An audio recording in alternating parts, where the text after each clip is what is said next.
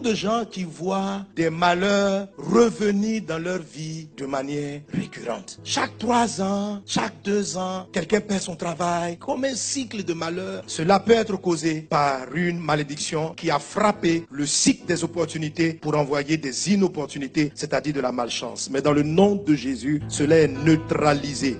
Il y a un frère qui est venu rendre ce témoignage, on a prié Dieu à neutraliser. Il a du travail. Dès que sa femme tombe enceinte, il perd le travail, la femme perd le bébé. Et cela s'est produit pratiquement 5 fois. Voilà une forme de manifestation, de malédiction qui envoie des malheurs. Ici, le cycle n'est pas un cycle dans le temps, c'est un cycle d'événements. C'est-à-dire chaque fois que certaines circonstances sont produites, il y a un malheur qui arrive. Quelle qu'elle soit, la Bible les présente sous forme de liens. Et dans la parole de Dieu, quand le Seigneur a souhaité briser des liens, le plus souvent, Dieu se présente sous cette expression. Je suis le Dieu riche en bonté, plein de miséricorde. Exode chapitre 33, verset 18. Il a dit, Moïse dit, fais-moi voir ta gloire. L'Éternel répondit, je ferai passer devant toi toute ma bonté et je proclamerai devant toi le nom de l'Éternel. Je fais grâce à qui je fais grâce et miséricorde à qui je fais miséricorde. Et je me suis posé la question, mais Dieu, en ce moment-là, on a besoin de fire, on a besoin de power. Et toi, tu viens dire, je suis la miséricorde. Et l'Esprit m'expliquait pendant que je méditais ce thème, il dit, mon fils, ce qui fait cesser une servitude chronique, quelque chose qui revient, ça s'appelle la miséricorde. Ce qui réactive le cycle des faveurs, c'est la grâce. En fait, la grâce et la miséricorde, c'est pratiquement pareil, mais il y a une nuance importante entre les deux. Dans les deux cas, il s'agit de recevoir quelque chose que tu n'as pas mérité. Amen. Et ça, je dis cela du pasteur Yvan, à qui Dieu lui a expliqué la différence entre les deux, et je bénis Dieu pour cette révélation. La miséricorde, c'est le fait qu'on ne te donne pas la sanction que tu mérites. La grâce, c'est le fait qu'on te donne une faveur que tu ne mérites pas. C'est différent. La miséricorde, tu as commis un délit. Tu mérites d'aller en prison. Si on ne t'amène pas en prison, dans l'absolu, c'est une grâce. Mais dans le fait, c'est plutôt une miséricorde. Par exemple, il y a des personnes, tellement ils ont fumé dans le passé. Là, ils doivent avoir un cancer. Le cancer est légal. La maladie des poumons est légitime. Mais si tu pries pour ta guérison, il ne faut pas dire, Seigneur, fais-moi grâce. Ce n'est pas la grâce dont tu as besoin, c'est de la miséricorde. J'aime bien la façon dont le français peut le décomposer. La miséricorde, c'est-à-dire, alléluia, quand tu es dans la misère, Dieu te donne une corde pour te sortir de la misère. Amen. Mais la miséricorde s'active comment? C'est très simple. Heureux les miséricordieux, car ils obtiendront miséricorde. Et c'est compliqué. Comment un chrétien annule les inopportunités, les liens cycliques de malheur? C'est le développement de la miséricorde. Lui-même, il doit travailler sa miséricorde. Tu dois être quelqu'un de miséricordieux. Il y a beaucoup de gens qui ne savent pas, mais ils ne sont pas miséricordieux.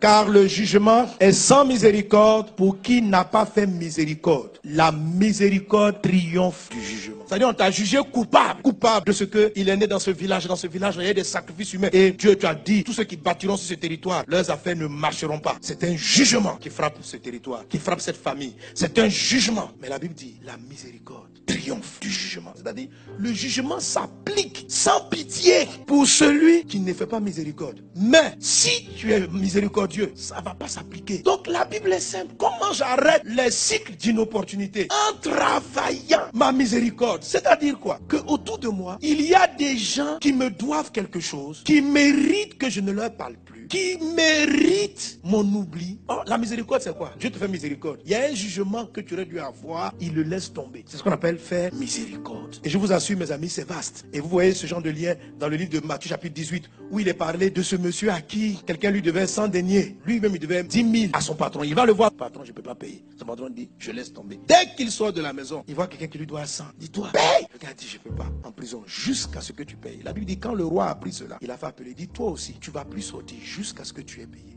Ouais. Parce que ce monsieur a maintenu quelqu'un en prison. Lui aussi, sa prison a persisté. Dieu lui aurait normalement fait la miséricorde, mais elle n'a pas pu être activée parce qu'il y a d'autres problèmes qu'il n'a pas lâchés. Il y a des gens et des circonstances que tu dois libérer. Fais-les sortir de la prison pour que toi-même tu sors de ce lien dans le nom de Jésus. Il y a quelqu'un qui m'a dit, pasteur, je n'en veux à personne. La miséricorde, c'est d'abord là du pardon. Pardonner aux autres leurs offenses. Il y a des gens qui ont maudit des jours. Job dit, maudit soit le jour de ma naissance. Et chaque fois que sa date anniversaire doit arriver, il est censé avoir, lui, Job, un problème. Et beaucoup de gens ont maudit des jours pareils. Le jour où un monsieur comme ça que tu aimais t'a abandonné. Ça t'a fait tellement mal. Comment tu sais que le jour est maudit? Chaque fois que la période arrive, ça te fait mal. Je t'assure, ce petit lien de cœur peut créer des problèmes générationnels dans la vie de tes enfants. Vous savez, toute malédiction n'est pas forcément prononcée. Il y a une histoire de ton passé que tu regrettes jusqu'à ce jour amèrement. cette histoire, il faut pardonner à ce passé. Fais miséricorde. Parce que si tu pardonnes pas, c'est comme un jour maudit. Il y a une dame qui m'a confessé cela. Ça s'est tellement mal passé qu'elle a tellement maudit cette relation que la fille qui est sortie des relations, c'est pas que sa maman ne l'aimait pas, mais sa maman et le mari qui est parti ont commencé à faire payer à l'enfant et engendrer dans sa vie, parce que c'est comme une histoire de leur passé qu'ils ont maudit, et tout le fruit de cette histoire dans leur vie, qui est la sortie d'un enfant, est maudit. Et c'est une malédiction qui est là et qui persiste parce que tu n'as pas pardonné. Tu n'es pas passé à autre chose. Tu ne fais pas miséricorde.